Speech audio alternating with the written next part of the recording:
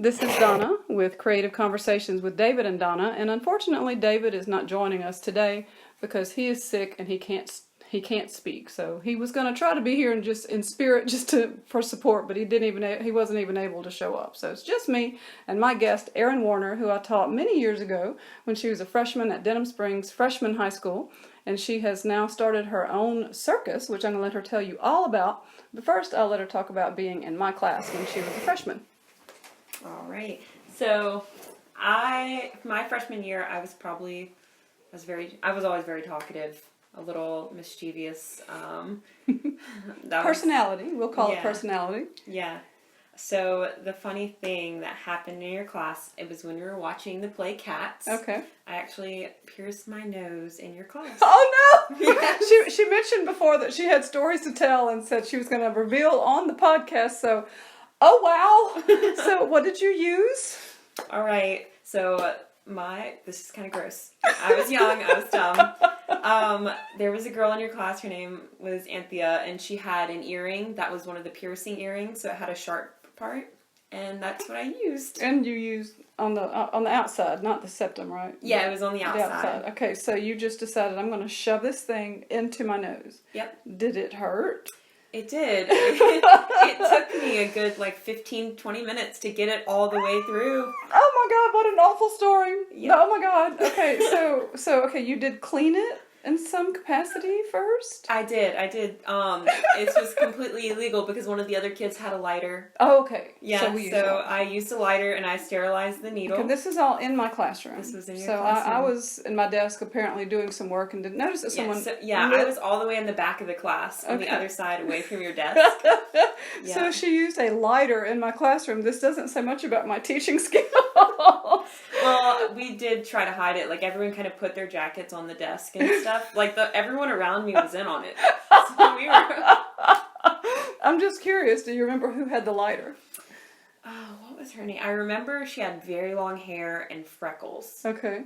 But I think she was a newer student. I don't remember her name. Okay. But I can visualize her face. I just don't remember her name. And people around you were watching this process of you digging an earring into your nose. Okay, so it went in. Did it stay there, or did you bring your own nose ring to put in, or? So I left that earring in. Okay. And it was, I think I had 2 more classes. The next class, they didn't even notice. I think it was a coach. It was social studies or something. He didn't even notice. The next class, though, I sat in the very front row, and what was her name? She was a biology teacher. She drove that big blue truck. Was it Miss DeArmond? Yes, Miss DeArmond. Uh-huh. Miss DeArmond. And she says, "Erin, you can't have a nose ring." And I said, "I know." I was like, "I just put it in. I just pierced my nose." And she's like, "What?" I was like, "I did. Just a couple of hours ago, I just pierced my nose." And she's like, "What?" She didn't ask you what class? No, she was just kind of in shock, I think. And I was like, "I don't think I can take it out. It really hurts." So she let you keep it in? She did. She said, "Erin, okay, but you can't come to class with it tomorrow." And I said, "Okay." And I went home. My mom was not very happy about it. She was like, "You have to take it out." And I was very rebellious. And I said, "Okay, I'm just going to do it again, though." And so what she did then is she took me to an actual person to get it done professionally. Okay. Because she's like, "Erin, if you do it again, you're going to paralyze your face." I'm saying. Yeah. Do you feel like there was any damage? I mean, no. They actually re-pierced it in the exact same spot that I pierced so you didn't have to go to the other side or anything? No. So did that hole kind of heal up before you went and got the... Yeah, because she made me wait a day or 2 to go get it done. Wow. Yeah. I mean, I know some crazy things happen in my class. People have come back and told me stuff. I don't think I've ever heard anything close to that. I really, really don't. Yeah. All right. Well, other than that very odd memory, so content-wise and just a general, what else do you remember about this class, or the class you're in with me? I was one of those students, I didn't pay attention very much in school. I actually have pretty severe ADHD, and so my grades weren't really all that great. when I got to college, I went and got diagnosed myself, and my grade shot up to straight A's, Oh, which that's was wonderful. awesome. Yes. Yeah, so in school, I spent a lot of time talking to everyone around, wasn't paying attention a lot, but I do remember loving your class. Your setup in the class was so cool because you kind of got to face each other. Right. And I love that because, like, you could see other people's faces. You weren't just looking at the back of someone's head all the time and stuff like that. It felt a lot more interactive. Right. So I remember that, like, feeling like I could interact more in your class. That was what I had in mind. Yeah. So good. So I really liked that. And I do remember one time, it was in the very beginning of your class when we first started that semester. You got everyone to like go up and kind of say something about themselves, and they got to sit in your chair. I think Right, it was. the chair. Yeah, the They chair. still have the chair. It's the third rendition of it, but they're still the chair. Yes. And I remember the thing you asked me, because you were like, Erin, how are you sitting that way in the chair? And I was like, what do you mean? Because I had taken my legs and I had wrapped it around the back. Oh, wow. Yeah, and that's kind of leads me into the circus stuff a little bit, because I'm actually super flexible in ways that I didn't realize was abnormal. Uh-huh. And so I was like, what do you mean? And you're like, is that comfortable? And then some other kids like went up there to try it and they couldn't do it. And I was like, what? Like, I didn't realize it was something weird. So the very beginnings of the circus dream happened Started in your class. I love that. Well, tell me just briefly a little bit after my class, like how your high school years were, and just a little bit of like between high school and where you are now, just to kind of fill me in, because I haven't talked to you in so long. Okay. So, let's see. Freshman year kind of finished out. High school, I actually kind of got into a really bad depression. My mom, she kind of struggles from bipolar, and so it was a lot of, me growing up in a teenager, hormones, my mom being bipolar. It was a lot of negative in my household. And so my grades kind of struggled. I think I graduated with like a 2.4. Right. And then, so like high school, Not my best memories, Gotcha. But after that is really great, because I kind of moved out and kind of went to a doctor myself, and he was like, yeah, you have some depression, you have some pretty bad ADHD, and then they gave me Adderall, and then my grades shot up. They That's shot terrific. up incredibly. So you always knew you could do better. You just Yeah. needed kind of the right help to get there. Yeah, and I needed a good, kind of being on my own taught me a lot, too. Mm-hmm. Yes. Kind of growing up in the household I grew up very independent, so that kind of, I guess that's kind of what got me into owning a circus, is being independent.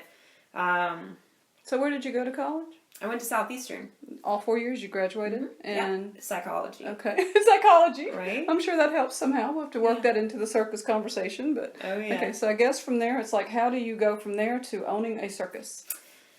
Well, it's interesting. I never thought that I would be in a circus.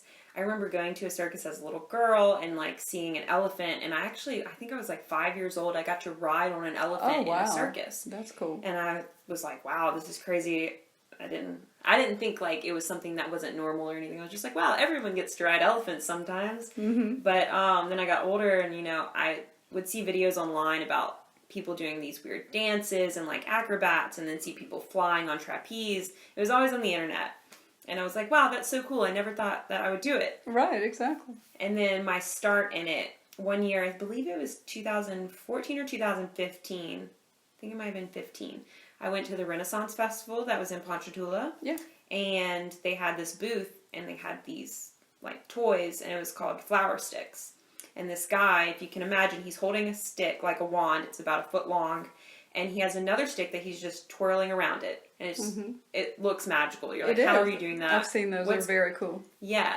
So I sat there for 2 hours with this set of sticks trying to get it to spin around. And I couldn't get it. I just couldn't do it. Mm-hmm. And the guy tried to help me. And like, he's like, yeah, you got to kind of swoop it. And I'm like, trying to swoop it. And it's just falling on the ground. I remember the next day, my abs hurt because I was bending down picking it up so much. Oh, wow. Yeah. New ab exercise for anybody who needs one, right? Yeah. Drop a stick, pick it up. Drop a stick, pick it up. 50,000 times. Yes. But those 2 hours went by, and I was with my brother and my dad, and they finally just bought me the set because I didn't leave. Uh-huh. And I was like, oh, cool, thanks. And I just kept them the whole time for the rest of the day, tried them. finally, I think after a month, I actually got that trick. Now, is it 2 sticks that spin the one with the flowers on the end? Is that right? Yeah, because people have brought them to my class before and we've fiddled with them, and I can do a little bit, but I can imagine it takes a long time to really master. So how long did it take you to finally do what you want to do with them? Just getting it to spin around, it took me about a month. Okay. It was a month. And you learned other tricks, I'm sure. So I mean, since 2015, I still do that prop. I don't do it quite as often because I've kind of found other props that I like to do. And that's kind of my specialty is prop manipulation. Okay. So I do like hula hoops, fans, and then, what is the other one? I just forgot. Wow. Is there anything with fire? I'm just curious. I do all of them on fire. All the fire, okay. All on fire. Yeah, I do single hoop, double hoop, fans, and then, it'll come to you. It'll come to me. Thanks. Something with a baton is what I'm thinking. Yeah, the levitation wand. Okay. Yeah, thank you. All right. Yeah, levitation wand. That one was my second one, then single hoop, double hoop fans. So that's your specialty. But this, we keep kind of, it's going to be an interesting conversation, but I want to hear that, like, how did you go from playing with sticks to deciding, I'm going to start a circus? Honestly, it literally just happened. I don't even... Okay, the best way I can describe it is some of my friends who I knew, they were opening up a gym. And it's a kind of gym, they were calling it like boutique workouts. And it would kind of have a circus-esque kind of thing to it. It was called Gym Fit. So they specialized in like aerial silks and breakdancing was one of them. That's interesting. Yeah, it's not very often you go to a gym and you can learn breakdancing or aerial silks where you're hanging 22 feet up in the air. That actually is becoming more popular nowadays, which is interesting. Yeah, it definitely is. And so I loved the gym so much. And it was right after I finished college. I just took a semester off. I had some savings and I helped them build the gym actually from the ground up, like screwing things in, painting it, everything. Yeah, so I helped them build it. I really didn't know him that well at all. I was just like, I love this. Like, this is something because I thought I had a group that I had played with for a little while, but it wasn't anything serious. It was just people who kind of did similar stuff to me. And then there's a lot of people online who I'm friends with. It's kind of scattered across the world. But that do what skills specifically? What are some of the things that people do that you were friends with? So different prop manipulation arts. The group, nothing specifically circus, just like playing around with like hula hoops and okay. Yeah, literally that's what we call it. It's like toys in a way. Okay. And where is this gym that you helped build? It's off of Segan. Off of Segan. Okay. They actually just bought out Foxy's. So they're expanding to have another location. Well, the place they're at now, the lease is going to be up, so they have to move because the people who own the building want it back. So that's why they bought out Foxy's. Okay, and what's the name of this place? It's Gym Fit. Gym Fit, you said that already. Okay, cool. Okay, I'm trying to get it in my brain because that's interesting to me. All right. All right, so you helped them build a gym. You were friends with a lot of people who did similar things. So how does that turn into a circus? So some of the owners of the gym, one day, one of the owners, his name's David, a friend of his was like, hey, you guys have some cool people in here. We're having this big party. Do y'all want to come do something at it? Like, do y'all just want to come be at it? They were kind of inviting us to their party. I kind of like entertainment let's come to the party and not have to pay you. Yeah. It was definitely, it was a free thing. And David, he like called all of us into the meeting, the owners of Gym Fit, and then there's myself and John Scott. He was also one of the people who was in kind of the other group that we just kind of met up with on Fridays and stuff like that. So David called us all in the room and he was like, hey, this person wants us to like do a little show. And we were like, yeah, we could do that. Okay, yeah, definitely. There was about 15 of us, I think, at the time. And so we just, yeah, we could do it. What should we call ourselves? And we're like, let's take a week to think about it. Everybody come up with some names. Let's take a week to think about it. And a week went past and we were trying to come up with a name and we were sitting there like, all right, we're in Louisiana. We need to think of something to deal with Louisiana. And so that's where the name Bayou Cirque came out. Okay. And a lot of us were like, well, what do we want to be? Like, what do we want to do? Like, we're going to do this show, but obviously we're capable of doing this show. Can we do more? And we were like, I think so. Most of us are multi-talented in different ways. There's a lot of different talent in our group. And so we just, let's do more. And so we got a little LLC going and we were like doing small things. I think the next thing we did was Comic-Con. Okay. It was Comic-Con in New Orleans. And It's very simple. Everyone just kind of got a superhero bodysuit, and we all just did little performances. My thing, we did Avatar: The Last Airbender, and so we were gonna do fire, but they wouldn't allow us in the building. Well, that makes sense. Yeah, every now and then a building will let us do fire in it, which is kind of cool. But Comic-Con was a big no. But we had an aerialist on our act, and they hung from the silks in the air. And they let you set that up at Comic-Con. That's very cool. I bet that drew a lot of attention. Oh, yeah. I mean, our rig, it's a big A-frame, and it goes up, I think, 24 feet. And so, I mean, you could see it over the entire place. Like, you're somewhere you can look up, and there it is. That's very cool. Yeah, so it drew a lot of attention. It was right at the front door. And people were like, wow, this is so cool. And we were just like, yeah, what we do, it's just something we do. It's no big deal.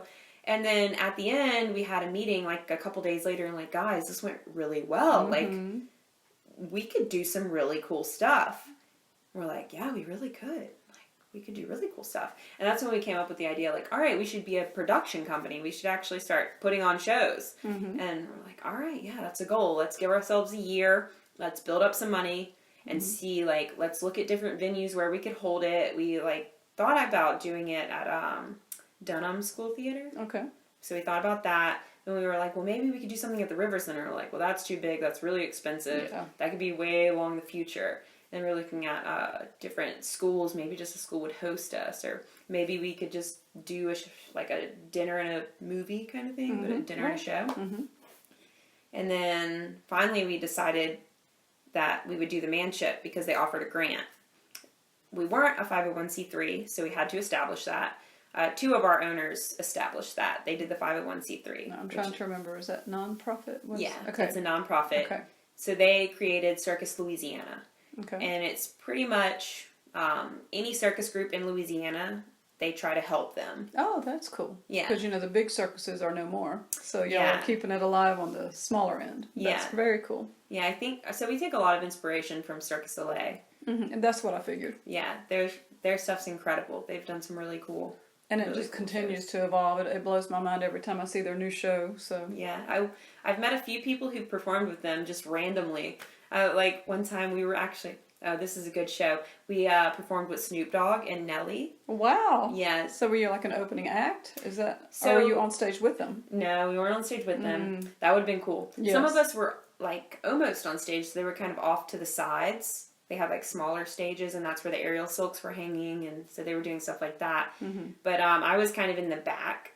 I was doing the fire, which this was an inside venue, and I was spinning fire, and it was incredible. There was people all around us. The bleachers went up on the side, so there were people all going up, all on the floor around us. What venue was this? This was in Tulsa, Oklahoma. Oh, in Tulsa, okay. Yeah. So nothing I would know, but that's still very cool. Yeah, it was literally the size of the River Center here. So you did get to. Have you ever actually done River Center? It was the big dream. Not yet. That's the big dream. It's coming. We've performed in the River Center, but not as ourselves. It's normally a private party that contracts us out. We've never actually gotten the River Center ourselves. But we did do the show at the Manship. Right, now you had told me about that. I really wanted to come. I just couldn't get there. So let's talk about that show and what it was. And was that your first, name, come see just us? Or? Yep. Okay, well tell me all about how that came about and how it went. So that was an endeavor. We started about 6 months before. David, one of the owners, his name's David Gable, he was the one who wrote out the grant for the Manship, and we got the grant. And he kind of was the orchestrator of the whole thing. A lot of us helped in planning, and a lot of us got different actors kind of to come in and stuff. Different performers, actors. I think it's kind of the same. Yeah. Yeah. And so we were kind of pairing people up together because now we have over 35 performers. So a lot of them we've trained at Gym Fit and stuff like that. So we pulled in all of these people, and we didn't have enough for each person to do their own single performance. That's where the creative process had to come in, and we had to decide, okay, well, you can pair well with this, and this can pair well with that. So since I do hula hoops, I was paired with the aerial hoop. So they had girls hanging from the ceiling in big metal rings, and then they had me and another girl on the floor with the plastic hoops. And so we kind of worked together to build, okay, well, if you do this shape here, we can do this shape here. And how do you want to dress? What are our costumes going to look like? Picking the music and the flow, the speed that we wanted to go. do you want us to come up into the Lyra with them? Like, that kind of stuff. It was a lot of, like, switching props. Like, do we want to switch? Do we not want to switch? Mm-hmm. So y'all worked it out with all the different performers, and then how did you get the show? Do you just tell Manship, hey, we want these dates, or how does that work? So the Manship, you have to kind of go with their calendar, whatever they have open. We decided that we wanted to do it kind of close to October, kind of the opening of spooky season, because we did the Dark Circus. Mm-hmm. And we just asked them, like, okay, what do you have available? And we made sure it was an LSU away game. Yes, because, that's such a huge thing around here. Yes, it had to be an away game. And we booked it, and we were like, all right, this is real. Like, we signed the papers, the grant was in. David fronted the money because we didn't really have any money. All of this, we've been paying our insurance out of our pockets and stuff, and we have a $2 million insurance policy. Wow. So, yeah, wow. I mean, it's a bodily injury thing for sure. sure. Oh, sure, yes. So I can only imagine. So when you got the contract, was it the shows for a certain number of days, and it had to be a certain length, like amount of time, or okay? So how long was the show? So the show was 90 minutes long. We had the theater for the whole day, so it was all of Saturday is what we had, and we did a matinee showing and then an evening showing. And I think the exact number of seats was like 362 seats they have, and we were originally thinking we were only going to sell out half of each show. And that's kind of what we were like, all right, if we can just sell out half, like, we'll break even. Like, we just need to sell out half. And that's what we were planning on. And we ended up selling out of one show completely, and we only had 30 tickets left of another show. Oh, that is so amazing. Yeah. That is so amazing. So how did you advertise? It was a lot of word of mouth. Yes. Definitely. I mean, everyone was blowing up everyone's Facebook for like 2 months. We're like, we're coming, it's coming, it's coming. We're posting videos, and ooh, I did want to mention this too. So we did do kind of a trial run of it a year before that. Oh, okay. And we called it the Dark Circus, and we kind of pieced it together a little bit. And it was also a nonprofit had asked us to do it for them. And so we did it for free. Everyone bought their own costumes, and no one got paid for it. And it was just all of us, each performer had to put money up pretty much to do that show. Yeah. And so we did that show, and we had a guy come record it. So that way we had something to show, something to advertise. So that was almost worth the paying for, because then you finally have something to use to advertise. Yeah, so it's kind of like we did a little commercial. We paid the guy like $500 to make us the commercial. And then we had something. We're like, all right, we have something there. We have the commercial. And then we're like, a year later, we're doing the actual show. So we have that commercial to advertise with. The one that you used for the commercial, was it 90 minutes as well? Yeah, just about. I think it was like right at an hour. Okay.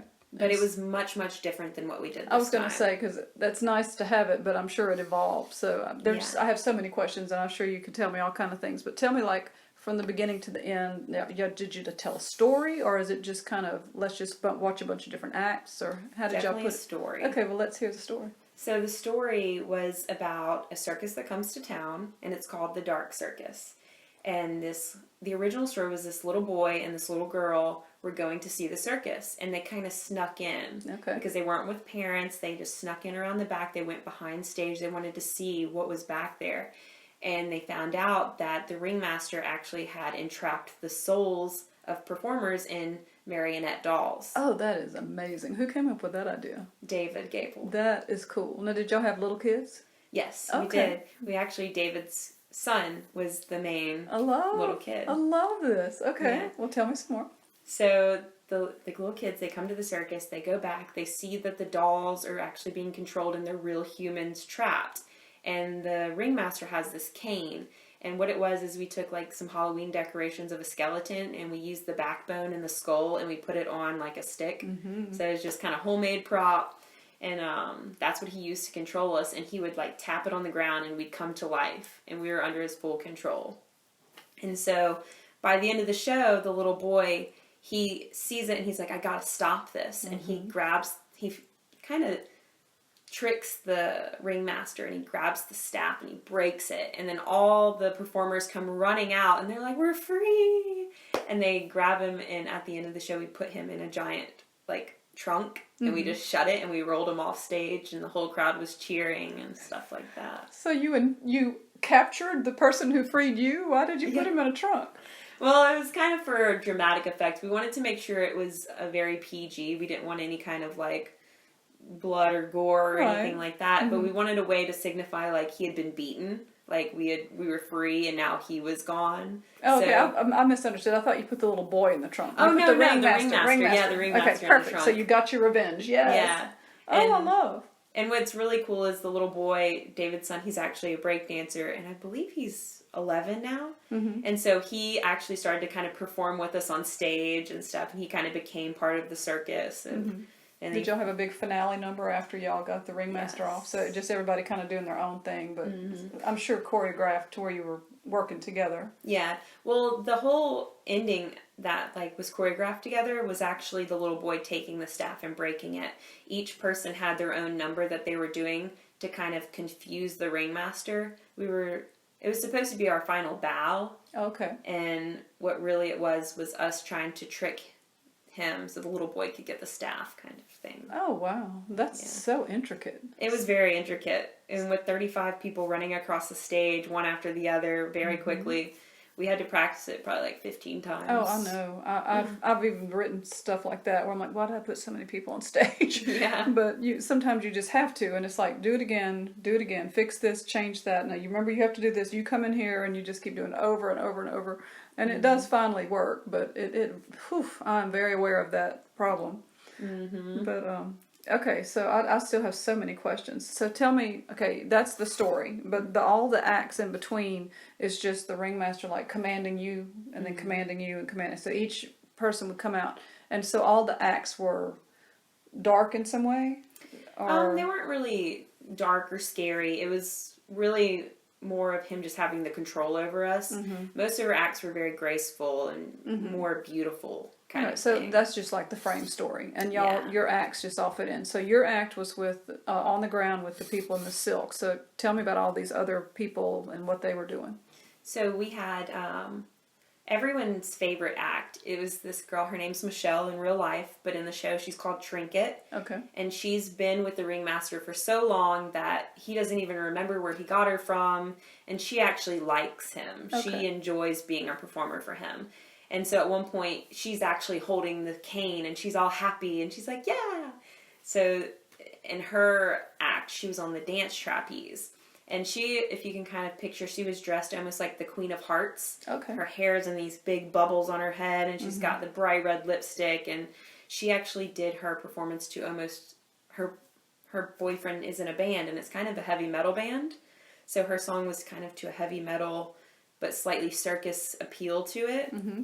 So that was one of the acts, and that one I think got the most praise. They loved it. It was so much energy. Solo. Yeah, it was her solo. Okay, so she's like flying back and forth on a trapeze and dancing, or? So there's differences in trapeze. Right, I don't know much about it. Yeah. So tell me about that. So her dance trapeze, it just hangs from a single point, so it almost looks like a triangle. Mm-hmm. And it doesn't swing. Well, you can swing a little bit, but you have to be careful because it's not really meant to swing very far. But it's a lot more of being in the trapeze, so she wraps herself in it in different ways, it would be kind of hard to explain, but imagine it just being wrapped around her leg and her waist and her arm all at the same time. No, what's it made out of? Because if she's wrapping herself up in it, it's like rope, or I'm imagining like almost like a triangle, like a metal triangle. So it's not metal; it gives, and she's able to manipulate herself in it and hang all these different ways, and it doesn't lift up or down or anything. It's stationary. She just wraps herself all different ways around it. Mm-hmm. Yeah. Wow. So that's cool. So she does her dance, and what are some of the other acts? Another one that people really, really loved, it was 3 girls, and they were doing aerial silks at the same time, and they were choreographed. So they would climb at the exact same hand speed, and then they would wrap themselves in the exact same direction, and they were spinning in the same direction, and they would do drops at the same time, and it was to this very peaceful kind of fluttery music. Mm-hmm. And each one, it was kind of funny because each one were on a different color silks, and it was the same color as the Powerpuff Girls. Oh, I love it. Yeah, so we called them, like, backstage. We were like, yeah, it's the Powerpuff Girls time. Like, they're going on. Their costumes choreographed with match their silks. No. No. Their silks were different colors, but their costumes were all All black. the same. Oh, okay. Yeah. Well, that's good. So they really showed up against the colors. Mm-hmm. Well, that sounds really pretty. Yeah. Now, I got to ask this. The rigs, I mean, you're in a theater. It's not designed to hold up people hanging from silk. So y'all have your own rigs? Are they freestanding? Well, so we actually did. We hung from the ceiling. That was another reason why we picked the manship, was because we wouldn't have to bring our own rigs. We did have to have a professional rigger come in. Yeah. I'm not very fluent in the rig stuff, but I can tell you that we had, thankfully, thank you to the Manship Theater, because they actually let us come in on Friday, the day or before, and they helped, like, get us all situated, because that was definitely a process. Just that in itself is huge. I mean, just somebody who does productions, I can't even imagine trying to figure that out. And so y'all had to pay somebody to come do that? Mm-hmm. And he was there the whole time. Okay, good. In case something happened. Yeah, and he had their professional kind of opinion on, like, well, okay, so this might swing, so we need to hook it here, here, and here, so that way it would not swing back and forth or side to side, kind of stuff like that. We had to have special, I don't even know what you'd call it, it's like scaffolding almost, that was built way up high. You couldn't see it off stage, but if you were under it, you could look up and you can see the scaffolding up there that was built. And we do have 2 people who are on our team who have been in the circus for over 10 years, so they had a lot of experience with that as well. So they were in the rafters the whole time. Oh, wow. And they'd have to change the rigs because each act was a different aerial. Mm-hmm. So they had to lower sandbags down and raise them back up and tie them off a specific way. And it was a process. That is so amazing. It's the first time y'all had ever done that. Yes. So, wow. Okay, well, tell me about some more acts, because we got to go from what happens next, but I want all the different acts that you have. Okay. So my favorite was mine, of course, because I worked so hard on it. My friend Ariana, her and I have been friends for about, I think, a year and a half now, but we've been practicing hoop for a couple years on our own. And I had been wanting to work with her for a while on something to choreograph, because she has a background in dance, which I don't have. Okay. So she knows a lot about, like, where to place your feet and how to have your hands. And so her and I kind of worked together. I've been doing hoops for a lot longer, and she's been doing dance. Oh, so perfect. We kind of y'all put those together. Complemented each other. Yes. And then the other 2 girls who was in our act, they were on the liras, so they were the metal rings. And one is actually an architect, and the other one is an accountant. Oh, love it. Yeah. And the architect, her name is Susan, and she was incredible at helping organize our event. Like, well, our act. Yeah, our act. Yeah. She was kind of saying, like, okay, well, if we do this at this time, then you guys can have the next part, and then back and forth. Because with 4 people out there, you want everyone to make sure that they get their time to shine. Right. And so she helped organize it. And then Tiffany, she was the other lyra artist. And she was just kind of the light. She was, like, always upbeat. Like, if we were feeling really tired one day and we didn't really want to practice, she came in and was like, hey, guys, let's do this. And so it just brought everyone up. We're like, yeah, we're ready. I love that. That makes such a big difference. Just the right attitude can filter all the way up and down the whole rehearsal and performance process. Very definitely. Yeah, so she was our upbeat person. And then, so that was that kind of act. Well, tell me what song you used. So have you seen the movie Sucker Punch? No, I have not. I haven't either.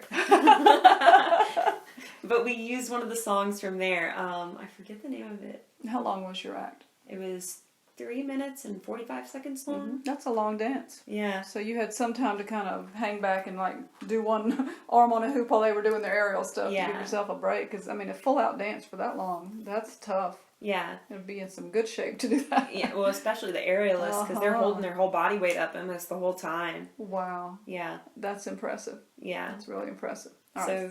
And the other acts. Okay, so another act that I was in was with the levitation wand. Mm-hmm. Now, I don't know what that means.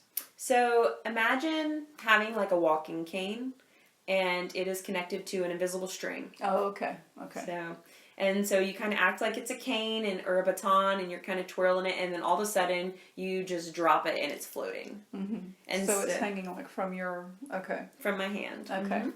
Yep, so I normally wrap it around my hand, and then I kind of maneuver it to where it looks like it's floating, and I'll use my other hand to kind of make it look more magical. Most people are pretty like, how are you doing that? Oh my gosh, where's the strings? Everyone always thinks there's 2 strings, but there's only 1. So that's kind of funny. But the girl who did it with me, she had only been practicing that prop for a couple of months. And so that was very interesting. I had to work with what she did.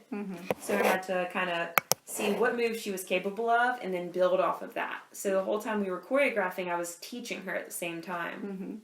And we jumped in super late because I think we had 3 months before the show actually was coming. And we just jumped in. We're like, all right, we're going to do it because they needed another act. Right. And so she did great, which was incredible. I loved how fast she learned and being able to help her learn that way. And then, it's just great. That is cool. So how long was that number?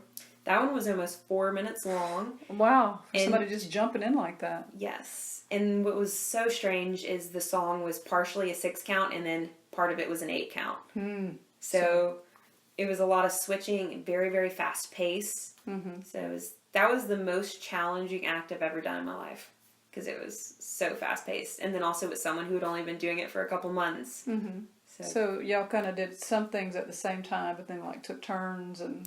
We were synchronized the entire time. Oh, wow. Yeah. That's most impressive. Like, I can't even imagine that. Yeah, and my goodness. I mean, it's a stick on a string, and so controlling that, it's not like you have your hand on it. Yeah. And if you just barely bump it, it goes completely off balance. And y'all managed to do it both times exactly like you wanted?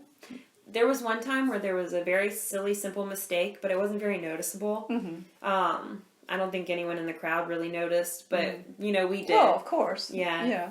And she was really hard on herself, and I had to tell her, I had to show her a couple of my performances in the past where I, like, completely bombed it, and she felt a lot better after that. Yeah, I mean, you can't be perfect. It's just nice. But so, obviously, the other one, there were no mistakes. Yeah, one of them we executed perfectly, which was great, because her mom was there, and her mom was screaming in the crowd the whole time. She's like, oh, that's my baby!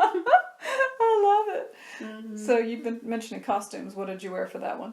So that one, I had these tights on that were optical illusion tights. Since, our props were kind of optical illusions, I was like, all right, we got to have some cool outfits. And then we wore like a corset that kind of just matched with the tights. Something kind of simple because we didn't want our costumes to be too distracting. Right. So, and then we were also, the people who we were performing with, they were in an aerial device called a prism. And it's a 3-dimensional prism. Oh, that makes a lot of sense. Yeah. So the 3-dimensional, almost looking tights and stuff. Well, that's so cool. Now, I know we just keep jumping all over the place, but I got to ask, where do you find these cool costumes? Because you've mentioned that a few times. All over the place. Amazon is your best friend, kind of thing. Amazon. I have had Amazon Prime, and I will probably always have Amazon Prime because most of our costumes are super last minute for stuff. So. Yeah, Amazon helps a lot. I love that. Because you really can get it all. And there's also... Oh, there's also a store called Time Warp. I don't know if you've ever been, but it's off of Government, kind of downtown. Okay. It is such a cool store. I love that place. It's Time Warp, and it really is. They have stuff all the way back from like the 30s. Like actual 30s stuff that you could go buy. That is cool. So y'all do vintage type costumes sometimes? Oh, yeah. I love that. I just think this is so much fun just to talk about. Oh, yeah. I'm sure we haven't heard all about the acts, though, so we'll jump back in. So some of the other acts in the show. Let's see. There was one, you know the song Sandman? Or Yes. The Story of Sandman? Our opening act was with one of our best aerialists. Her name's Amanda Savoy, and she also owns an aerial studio called Above Ground Aerial here in Baton Rouge. And she did something with John Scott. And so she's an aerialist, and she did something on a prop, which was a lyra, but it also had silks hanging from the bottom. Okay, tell me what a lyra is. So the lyra is the metal ring that hangs.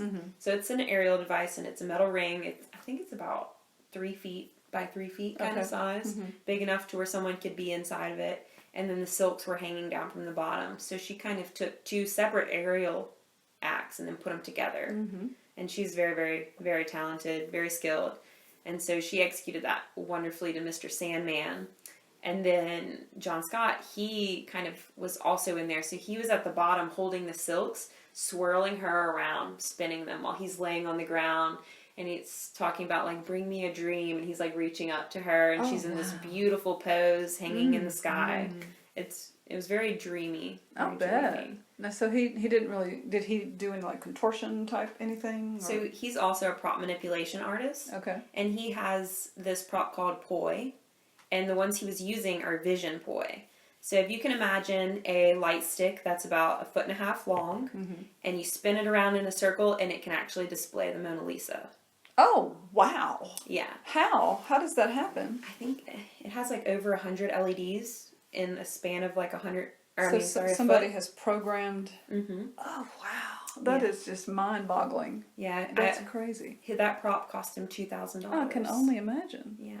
So he can spin them in like these really eye-catching patterns. And so at some point she was in the air and she would hold a pose and he was spinning these pictures in the air and like these very strange patterns that they're very symmetrical and you just can't help but look at them. Right. You're just like, whoa. That does sound just phenomenal. So, I mean, he could have really just kind of just been on the ground and with all the focus on her, but they took turns. They shared the focus. That's very cool. I mean, I'm trying to imagine. I'm so mad I missed it now. You tell me about your next one when we get there. But I'm still working on this. Tell me all about the rest of your acts in this show. Is that about it? I'm getting close? Let's see. The second act. Oh, that was all the first act. Oh, wow. Oh, no, that wasn't just that one. Okay. Amanda and John, that was the first act. Okay, I kind of gotcha. jumped around a little bit. I can imagine. It's just so hard to keep it all straight. Yes. Another fun act. So, David's family, his whole family is in the circus as well. So his wife does a lot of the costuming and makeup, so she did almost everyone's makeup. And then all 3 of his kids are also in the circus. And so Jack was his youngest, and he was the guy at the end who broke the cane and freed us all. His oldest son is Alex, and he does something called globe walking. And so if you can imagine, you know those balls at Walmart that are kind of really big and they're like beach balls? Like in the toy section? Yeah. Yes. So if you can imagine like one that's double the size and he like walks around on top of it. He just, runs around, he juggles stuff, runs around on top of it. And it's crazy. That scares me. Like, I'd be so afraid he'd fall. Oh yeah, he does that on purpose. He falls on purpose. Oh yeah, he'll make you be like, and he'll just be like, ta-da! So does he ever actually fall, though? Actually, I don't think he's ever fallen off of it. He's really good. How did he learn that skill? That's crazy. So that's one of those things you just jump and go. Like, and that's what he did because he just literally jumped on top of it and you have to keep moving or else you fall off. But thankfully, it looks dangerous, but it's not quite as dangerous as you would think because when you're falling off, you're normally literally landing on your feet because it kind of sliding rolls down. off. Yeah, okay. It's not really something that you like.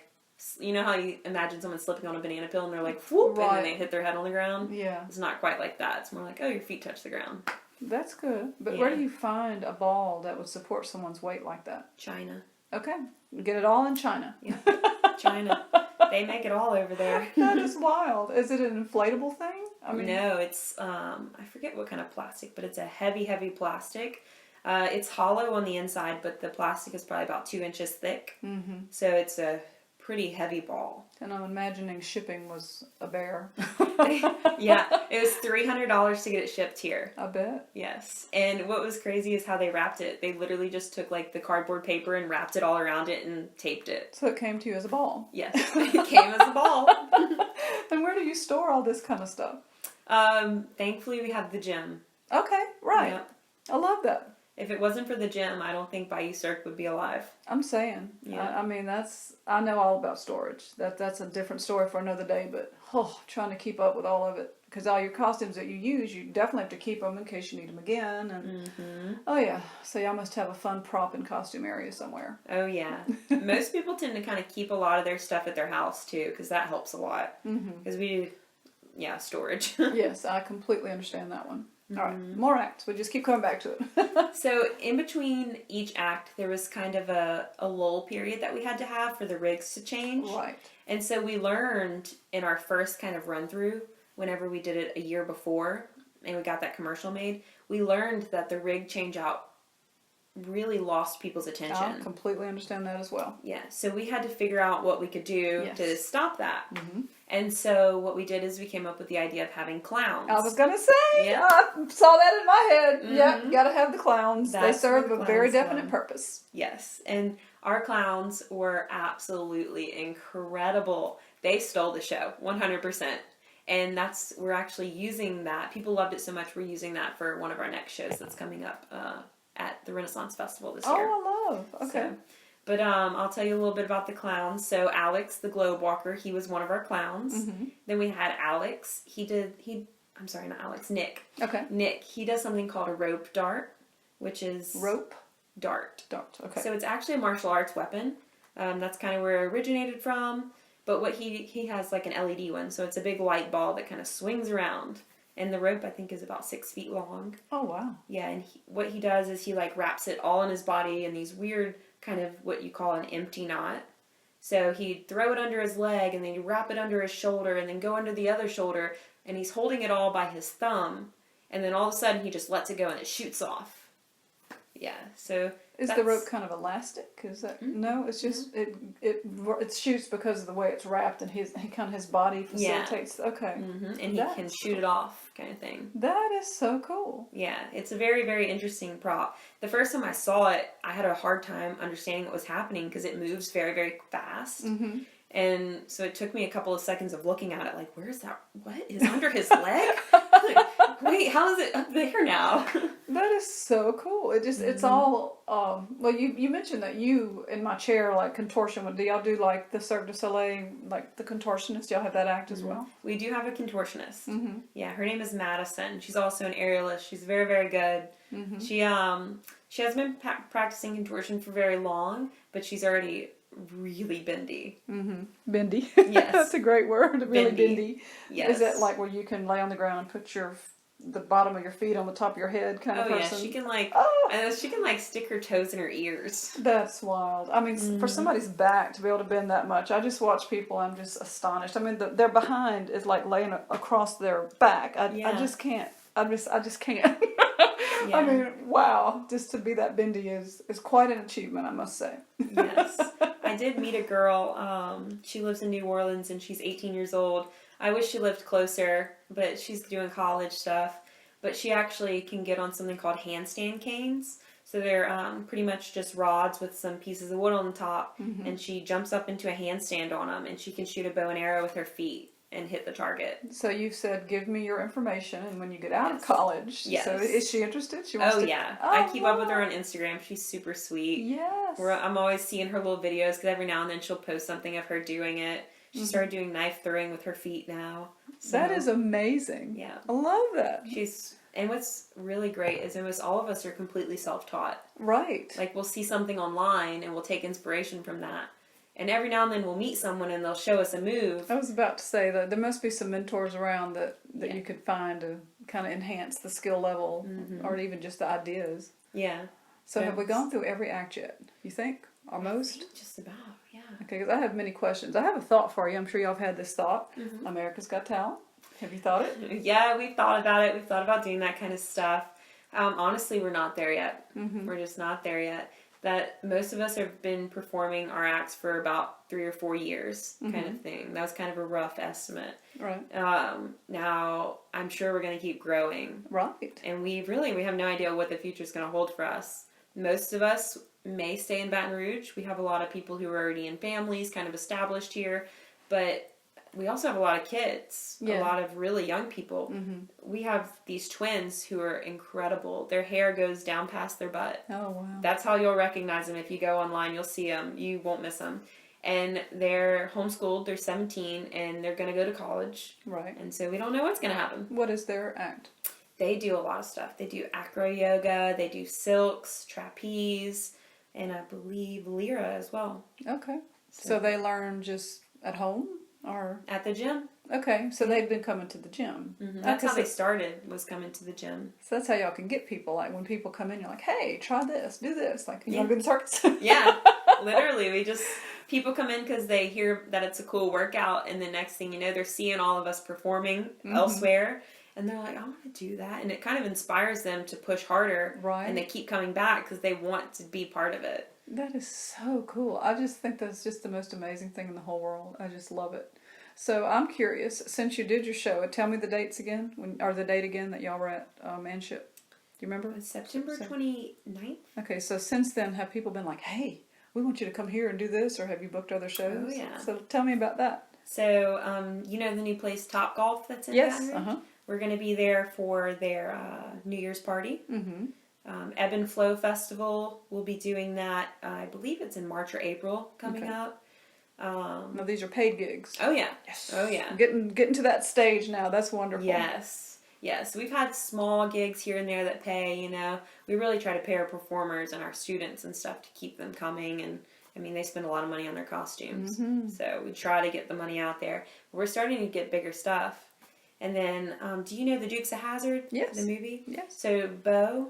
Yeah. He has his own, He's having a party, and one of his marketing directors recently reached out to us and they're like, look, please don't book anything on this weekend. We want you guys. I love that. Yeah. So we haven't gotten any confirmation yet, but it's in the works. We're working on it. And we're doing the Renaissance Festival in a couple weeks. Now, is that a paid gig? Yes. Okay, so they actually hire. I didn't realize they did that. I don't know what I thought. I thought maybe you kind of went and had your own booth and whatever, but you're just going to be like performers that walk around, or do you have like a spot? Or? A spot. Okay. So you know where they have the jousting arena? Yes. Okay, that's where we're going to be. Okay. Yeah. So I forget. I'm not over this event. I'm just I'll be performing in it, but I'm not coordinating it or anything. But I believe we have, I think, 14 people who are performing in it. And you like certain times of the day you will have a show, and people will just know to come and gather around and watch. Yeah, we'll all go there early in the day to tell people and go around being like, hey, our show is at this time. We'll be doing silly stuff to get people's attention and try to get them to come, because they are paying us, but it's not very much. Right. I mean, it's, it's a small kind of thing, but we're going to work for tips. Well, yeah. So we'll have people out there with the hats, like, encouraging. Well, all the little acts you do, they're okay with y'all walking around doing them? Like you can be doing your sticks now, which is where you found them in the first place. I love that. I bet they won't let you do fire, though, unless you're... Oh, no, they want the fire. But not when you're walking around. Oh, no, not when we're walking around. That's cool. No. So I'm just imagining the clowns. I don't know about rolling that ball around in a crowd, but... Oh, no, he'll be on it. He will, in the middle of people? Oh, yeah. I love that. Yeah, he's done it through, I think, a 3-mile parade. Oh, my goodness. Yeah. That's kind of crazy. Yeah, I talked to him. I actually saw him earlier today. His feet actually are formed a little different now, which is kind of strange walking on that ball. Yeah, so he's got the little, more of an arch than most people, I bet. Yeah, his arch is a lot more than normal. That is so interesting. I love that. Okay, so what is the big dream? Have y'all sat and had that conversation? Where do we want it to go? So we all want to keep doing what we're doing, and we want to keep getting paid for what we're doing.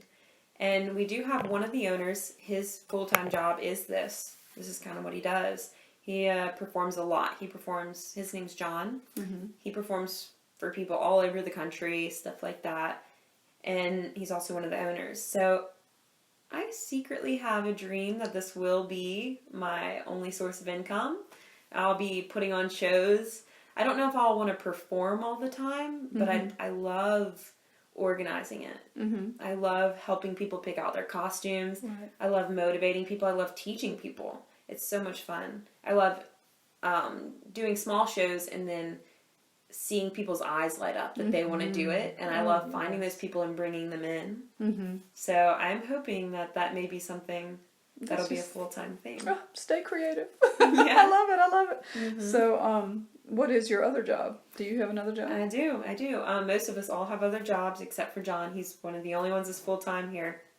But my other job, I actually, when I was in college, I bartended, waitressed, and then I cleaned houses just kind of on the side. And once I graduated college, I just kind of kept cleaning houses a little bit. I was like, I might be able to do something with this. And so right now it's just me. I've had a couple people who have hired in the past because I'm trying to fill out like how to work with people on that level and how to be someone's boss and how to train people on that. So I've done a couple of practice runs for over the summers and stuff like that. But my boyfriend and I, we have a thing that by December 16th of this year, he has to take the GMAT so that he can go to graduate school, and then I have to have my business plan for my housekeeping business. And so my goal is to be able to hire college kids. I really want to market to that because, I mean, when I was in college, I had to pay for everything myself. I lived on my own. I had to do some student loans, stuff like that. So I want to help kids who kind of had similar stuff with me, who had to like live on their own and do all that. So I want to pay them a good amount. Right. Something, I mean, because it's not easy work. No, it's not. It's laborious. And I could tell you, honey, I could use your services really bad right now. Oh, I really could. I'm sitting here listening to you going, maybe I need to talk. Maybe after the podcast we'll have that conversation. But, so how long have you been doing that?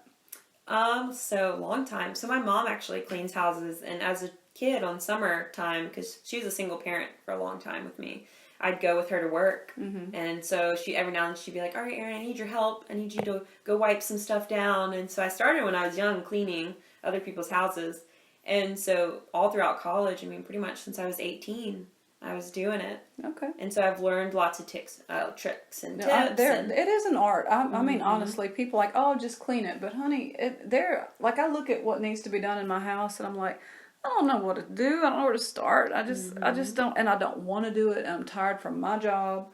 You know, it's a definite service that people need. It really is. And not to sound lazy, but my God, it really is difficult for me to even care. Like, there's some dust. Yeah. We can still live here. We're good. Yeah, you know? it's fine. And I can just overlook that. But that's amazing. So you have enough money from that business, enough to where you can actually spend some of that money to work on. That's crazy. Now, how do they divide the money that y'all make, or do y'all just put it back into the circus fund? How does that work? So far, almost everything goes back to the circus fund. I can imagine. Other than paying our performers on stuff, we're just putting it all back in. So you're one of the performers. How do y'all decide how much to pay the performers? Well, it really depends on the type of performance we're doing. I have a performance coming up that each performer is going to get paid $300 for 4 hours of work. So that's something that's really great. It is. There was another performance that was recent. Each performer got paid $50 for 2 hours of work. So it just really depends on the customer, what they can provide, what they want, and then what our performers are willing to do. There's not a set thing in it by any means. I can imagine. So when y'all advertise online, do y'all kind of advertise like, here are all these different acts we offer and people can pick and choose? Is that what y'all do? Yeah, it's so it's interesting. Most of the things that we've done have all been by word of mouth. We don't pay for any kind of advertising, except for the Dark Circus. We did do some paid Facebook advertising, and we kind of targeted specific markets. But most of it is just word of mouth. Right. We're in with the Baton Rouge Arts Council now. We all kind of know each other. That's so good. They know us, we know them, and they're great. There's this group called Berea, and they're pretty much event planners of Baton Rouge. Oh, it's wonderful. And now we're friends with them. So those are great people to be friends with because they're always throwing parties. Well, and they know what's going on in a way that you wouldn't. That there's no way you could be in that loop. Well, networking is where it's at, you know. Yeah, it really is. It's like all the people you just know. It's not what you know, it's who you know. Oh, that's true. So y'all are very much wanting to stay in Baton Rouge, but I mean, this is so much like a Las Vegas type thing. I mean, it just would be so nice if I don't know, maybe a residency or even once every month kind of fly, there must be opportunities for that. People love that type of show, you know. I mean, the theme parks, birthday parties would be a little bit of a small venue, but I mean, it's every festival that you see any kind of footage about, there are people walking around doing these crazy things. It really is a very desirable thing. I mean, it's not something most people can do either. Yeah. So I just think it's just crazy wild that y'all are doing this. And I'm trying to remember, when did I see you in the store? I think you were just getting started with this because it feels like it was years ago. Yeah, I think it was maybe 2 years ago. And I was like, I'm doing circus stuff now. And I was like, we're starting a group. Yeah, it was just a very good beginning. And I got your phone number because I'm like, well, I'm doing drama again. So, letting you know when the plays are. So that's how I got got to be able to interview you today. Lately, anytime I see any former student, I'm like, give me your phone number so I can advertise all the plays I'm working on. And now that we're doing this podcast, it's just so nice to catch up with everybody and see what you've been doing. So, Big Dream we talked about. What are some other just things that you want to say about the circus and maybe what it's taught you or what it's meant to you? Or Yeah, definitely. I do want to mention that we may grow because Gym Fit may grow. The Gym Fit owners are talking about possibly building more locations. That's their dream. And so with that, some of us may move with them and start Bayou Cirque there as well. And move to wherever they build the new locations. No, we're talking about other cities? Yeah. Oh, wow. So, one of the main owners, Josh, he was the original founder of Gym Fit. He keeps talking about he wants a gym at the Bahamas. Okay. And then it would also be like an attraction for people to go in the Bahamas and stuff like that. Or Cancun. He loves the beach, so he keeps talking about all those places. But back to what the circus has taught me. Mm-hmm. So, like I kind of said in the beginning, my high school years were kind of not good. Yeah. I was really depressed. Mm-hmm. I actually graduated high school at 200 pounds. Oh, wow. Yeah. That's looking at you now. I cannot even imagine that. Wow. Thanks. Well, you're so fit. I mean, just what you do, you know. Mm-hmm. I can tell by looking at you that you must work out a decent amount, you know. For anybody who can't see we'll put a picture on the podcast. But, yeah, so what it's taught me is, it really taught me that you have to work to get somewhere. Mm-hmm. Because a lot of the stuff that we do, it's not just, oh, look, I can do it. It's like, okay, well, I want to do it, so I'm going to do it until I do it. Mm-hmm. And so it's a lot of hard work. And it kind of helped me to, like, re-believe in myself that I can do stuff. Right. It's really a creative outlet. It's a good way to kind of, if you're having a bad day, it's something I can just go to. Mm-hmm. Stress relief, I bet. Yes. Yeah. And it's taught me, it really, like, with being with people, Mm-hmm. you know? Yeah. It's helped me to get better relationships with people because you really have to trust people in a lot of this stuff. I'm sure. Yes. Like, some of the things, people are hanging from other people. Mm-hmm. And so I've dabbled in that. And having someone else hold me up by my feet and I could drop to the floor and break my neck if they let go, Mm-hmm. it's definitely trust, a lot of trust. Yes. So That's amazing. Just, and like when you were, like you say, little girl and you rode an elephant and just different things about this. Everybody has the circus in their background, but to now know that you are a circus performer and, wow, that's such a journey. Such a journey. I mean, never in your wildest dreams did you think you'd be hanging with somebody holding your feet in the air and playing with fire, and that's so wild. Mm-hmm. I just love it because you, like, again, you just went in a direction. That's what I love to say on this show. You know, whatever you want to start, you just have to go. You know, there's this right there. Whatever you want to do tomorrow, start today. Mm-hmm. And I think that for you, it really wasn't so much what you wanted to do. It was just like, this is interesting. And then it turned into what you wanted it to be. And you were willing to try it. Yeah. That's a big thing too. Just willing to try it. Yeah. And almost like those sticks were calling to you. Like, this is a beginning. You're going to play with these sticks until you get it. And it's like, hey, I can do that. Now I can do all these other things too. Mm-hmm. I just love it. Now, I had this thought in my brain, totally opposite of what we're saying, but okay, Bayou Cirque is here. So if we go to the Bahamas, are we going to have a different name and it would all be kind of under the same canopy? Or I have no idea. You know what I'm saying? Like, I guess it could be Bayou Cirque Bahamas, or Bahama Cirque. You know, have your own version. Wouldn't that be cool to have different locations and then come together for big performances? And that is just so amazing. And I love it because, you know, in this day and age, you really can make money doing anything. You can. You just have to know what to do. Like, I'm dabbling with online marketing right now because for the business I have, which is just simply trying to help everybody else be creative, you still have to have money to do some things, and it has to come from somewhere. But learning how to do that is like, oh, I can do that, and I can teach somebody else how to do it, which is the affiliate marketing I'm doing is a person who teaches people how to do it. So it all just works together, and then you find a way to get some money to fund the things that you really want to do and be creative and express yourself, and just so cool. Mm-hmm. Just love it. Yeah. Well, that's my closing thoughts, I guess. Is there anything else you'd like to add for today? Well, to anyone who's listening, I hope that they get from this that, well, I know a lot of people struggle with figuring out what they love and what they want to do. Mm-hmm. I didn't know that I loved this until I was really kind of playing with it for at least like 6 months to a year. Yeah. And that's really when I figured out that I loved it. And so I know a lot of people, they'll try something like pick up the guitar and they'll play it and they're like, I'm not that good, and they'll put it down. But just like a relationship, love is built. Mm-hmm. So you have to really work. So. What a wonderful ending message. I love that. Like, give it a chance. Give it a little bit of time before you decide to cast it aside, because it might be your true love. Mm-hmm. Wonderful. Well, I think I'll let that be our ending, and usually we end by saying, this is David and this is Donna, but I'll just say, this is Donna. Thank you for listening, and stay creative.